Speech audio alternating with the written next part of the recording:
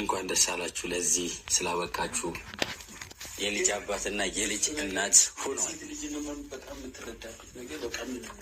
ግን እስኪ ሩታ እኮ መናገር አለባት። ምጧን የምታውቀው እሷ ነው። እኛ ፔኑን አናውቀውም።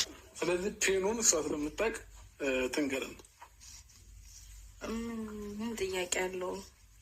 ወይ በስመ አብ ወመንፈስ ቅዱስ እንዴት እንደሚከብድ በመድኃኔዓለም በሞትና በሕይወት መካከል ነው የምታለው።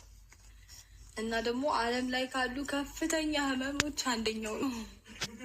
እውነቴን ነው። ጌታን በጣም ነበር የሚጨንቀው የሚያመው። ውይ እና እንትን ሲለኝ በጣም እያመመኝ የነበረው ማለት ነው። እንግዲህ ሰዓት እስኪደርስ ድረስ ልጁ እስከሚወጣ ድረስ ወገቤን እና እዚህ ማህፀን ነው የሚባለው ከእምብርቴ በታች ማህፀኔን በቃ እንዴት እያመመኝ እንደነበር በኢየሱስ እና በቃ በጣም ሲያመኝ ትራስ ነበር መነክሰው። ትራሱን ጨርቁ ድብል እናድርጌ እየነከስኩኝ ዋጥ መሜን መጮ ምናምን አልፈለግኩም። በቃ እንደምንም ብዬ አሳልፈዋለሁ ብዬ አሳልፍኩት። ከዛ በቃ ጩጬው መምጫው እንትን ሲደርስ ሰዓት ሲደርስ አስገቡኝ አፋፍበው።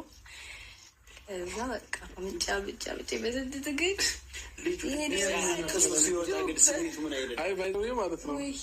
እንዴት እንደቀለለኝ ረሳሽው ምጡን ዞር ቢል እሱም አይጀመርኩኝ። ብቻ ግን ያው በጣም ከባድ ነበረ። የምሬ ስነግራችሁ እንደዚህ በሰላማዊ መንገድ በምጥም ትወልዳለች አላልኩም ነበር። ለምን መጀመሪያ እንዴ ባለፈው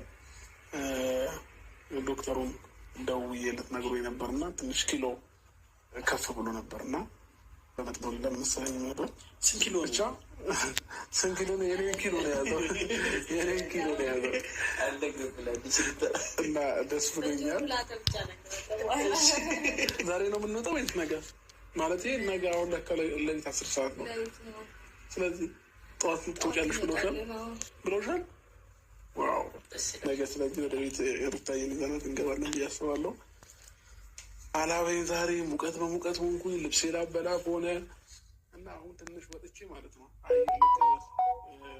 መተንፈስ አለብኝ። እኔ ለመጀመሪያ ጊዜ ነው በጣም ትምህርት የያዝኩበት ነገር ነው የሩታ ልጅ መውለድ ማለት ነው። ማለት እንዲህ ስትጨነቅ አይቻላቅም ማለት ሴት ልጅ እንዲህ ስትወልድ ምናምን አይቻላቅም፣ ምጥም ምናምን አይቻላቅም።